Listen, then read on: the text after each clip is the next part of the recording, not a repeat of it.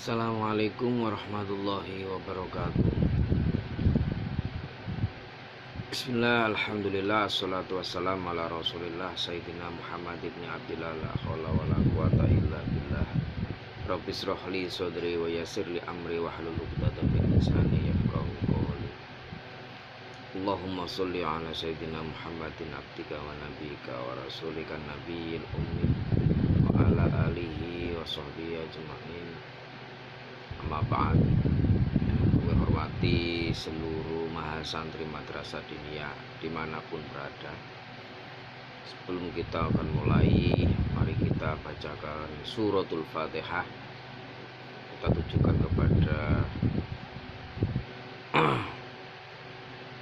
orang yang sudah meninggal, guru-guru kita, para pejuang kita, khususnya ulama kita yang kemarin telah meninggal, yakni almarhum al-maghfurullah Kiai Nawawi Abdul Jalil dari Pasuruan, pengasuh pondok pesantren Sidonggiri. Kita doakan semoga amal beliau diterima di sisinya. Yang kedua, kita berdoa agar kita senantiasa diberikan oleh Allah Subhanahu wa taala kesehatan jasmani dan rohani. Karena sampai hari ini, detik ini, kondisi COVID masih belum selesai. Oleh karena itu kita mohon kepada Allah agar senantiasa dihilangkan oleh Allah Subhanahu wa taala. Amin ya rabbal alamin. Laumul Fatihah.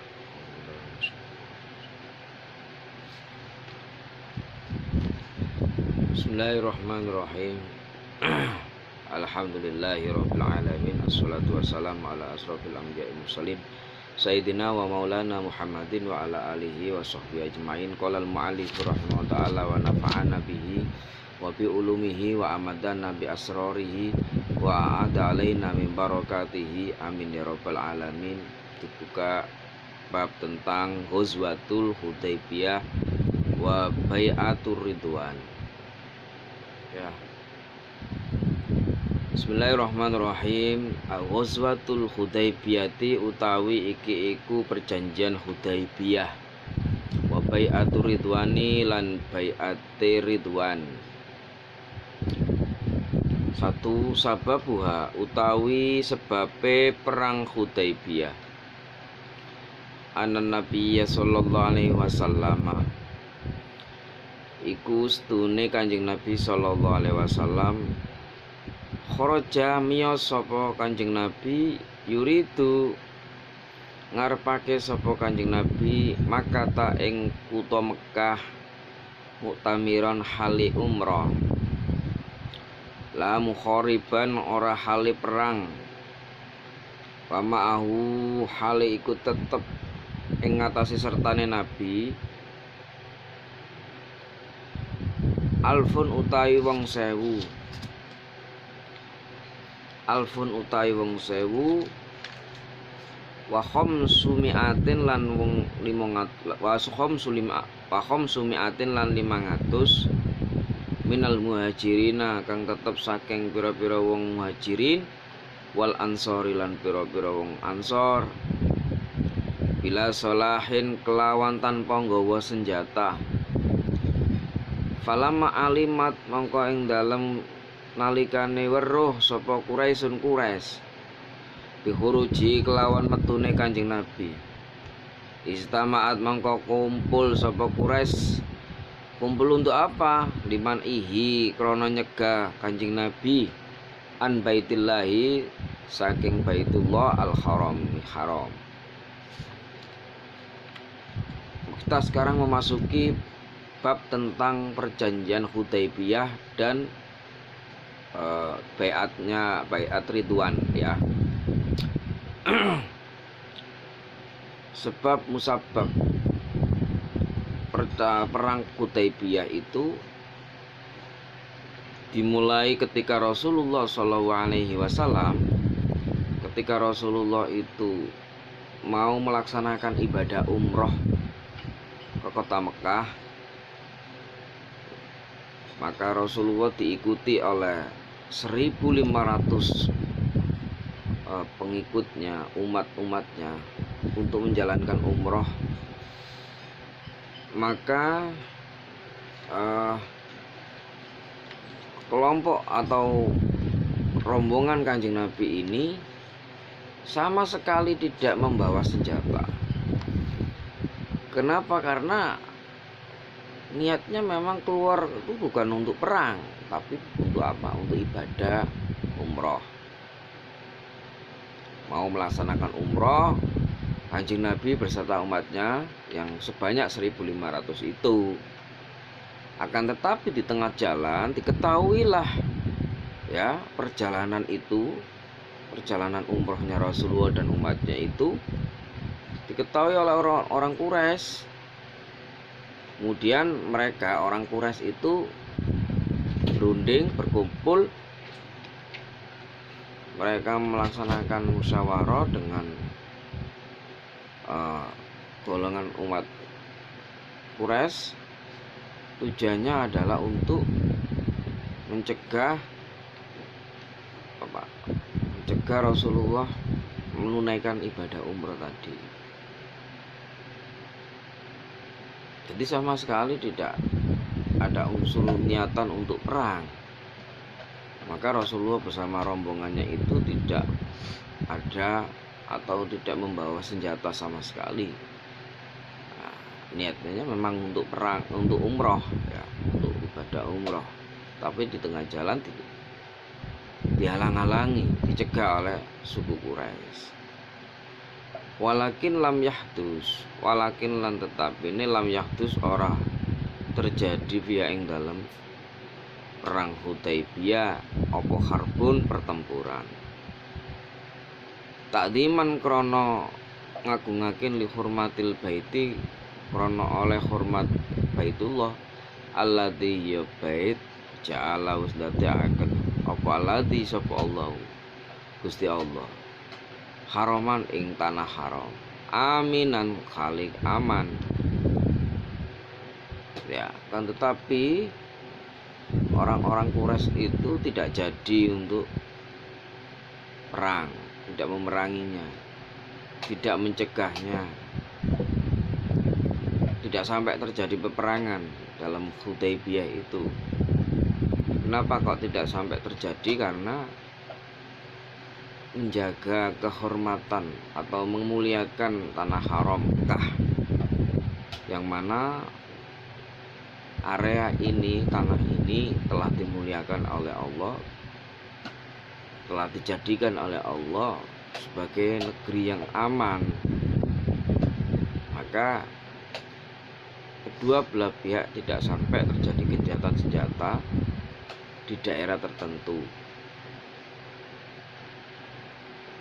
Walamma wasala lan arikalane wis tumeka sapa Rasulullah sallallahu alaihi wasallam Al-Hudaibiyah ing sumur Hudaibiyah, arsalat mongko ngirimake ilahi maring Rasul sapa Quraisyun Quraisy ngirim-ngirim arusula ing pira-pira utusan yas'alunaka hale padha teka sapa Quraisy yas'alunahu hale padha takon sapa ar-rusul hu ing Rasulullah ansababi maji'ihi saking sebab musababe rawuhe Rasulullah ketika Kanjeng Nabi sampun telah sampai kepada Mekah, ke dalam Mekah ya, tiba-tiba orang Quraisy itu mengirimkan utusan-utusannya untuk menemui Rasulullah, atau sempat menanyakan ya apa yang terjadi, untuk apa Rasulullah datang ke sini. Di utusan-utusannya itu dikirim oleh orang Quraisy untuk menemui Rasulullah, sekaligus juga menemui rombongannya Rasulullah untuk bertanya, menanyakan kira-kira ada apa untuk datang ke sini gitu. Karena memang tidak tahu, tiba-tiba Rasulullah bersama rombongannya itu mendatangi Mekah. karena mereka tidak tahu kalau Rasulullah itu sedang menunaikan ibadah umroh. Farsala mongko gawe utusan ilahi maring Quraisy sapa Rasulullah sallallahu alaihi wasallam Utsmana ing Utsman. Untuk apa? Liyu lamahum drapun yen to merukake sapa Utsman hum ing Quraisy maksidahu ing tujuane Rasul wa basyara lan bebungah gawe bungah Utsman ing al mustad'afina ing pira-pira wong apes utawa wong kang lemah yaqur bil fathi kelawan pareke kabukae Mekah wa anallaha lan sak temene Allah iku mudhirun mertelakake dinahu ing agamane Allah. Maka Rasulullah SAW juga mengirim utusannya. Siapa yang diutus oleh Rasulullah? Yakni Sayyidina Utsman, sahabat Utsman. Untuk apa Rasulullah mengirim sahabat Utsman ini? Sahabat Utsman diperintahkan oleh Rasul untuk menemui orang Quraisy. Tujuannya untuk menjelaskan maksud tujuannya apa. Untuk menjelaskan maksud dan tujuan Rasulullah datang ke sini, yakni di kota Mekah ini, dan memberikan kabar gembira kepada mereka. Apa kabar gembira itu? Yakni terkait Fathul Makkah. Agenda terdekat ini ada agenda yakni memerdekakan kota Mekah. Jadi Fathul Makkah itu peristiwa kemerdekaan Mekah. Yang awalnya semua umat Islam, bahkan Rasulullah SAW sendiri itu tidak berani memasuki kota Mekah karena pada waktu itu masih terjadi konflik, ya, perperangan yang tidak henti-hentinya. Oleh karena itu kabar ini mau disampaikan oleh Rasulullah melalui sahabat Utsman, bahwa agenda yang akan datang yang terdekat ini adalah akan mengadakan agenda memerdekakan kota Mekah. Kenapa? Karena Allah Subhanahu wa taala telah menunjukkan kebesarannya. Ini menunjukkan kebesaran Allah Subhanahu wa taala atas kekuasaannya di kota Mekah. Ini menunjukkan bahwa di Mekah ini memang negara yang aman, negara yang tidak sampai terjadi sesuatu gencatan peperangan. Sampai sekarang pun bahwa di Mekah itu tidak ada terjadi kejadian gencatan atau konflik peperangan antar orang-orang kafir Quraisy. Kalau hanya sekitar Timur Tengah itu banyak, ya, tapi bukan sampai di negara Mekahnya.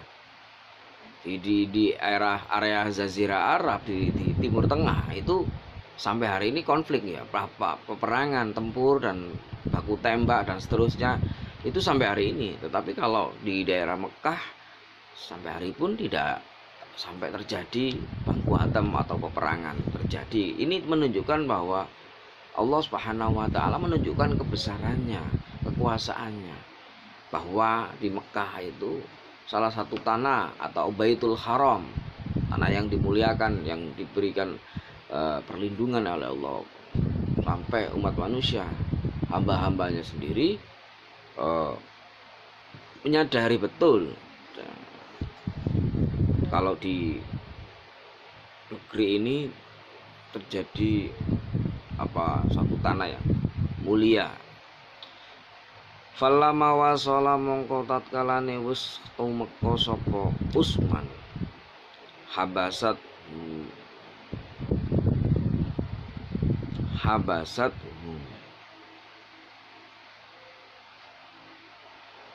mongko ngekrang itu semacam kayak apa ya, terjadi ketegangan.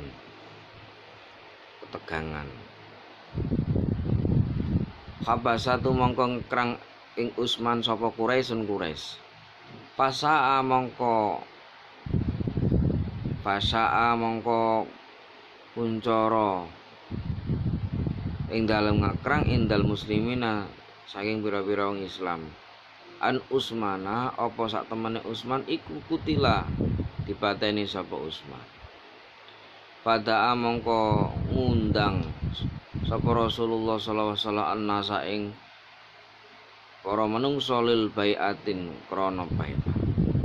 Babaya mongko sumpah sapa Nabi. Babaya mongko sumpah sapa Nabi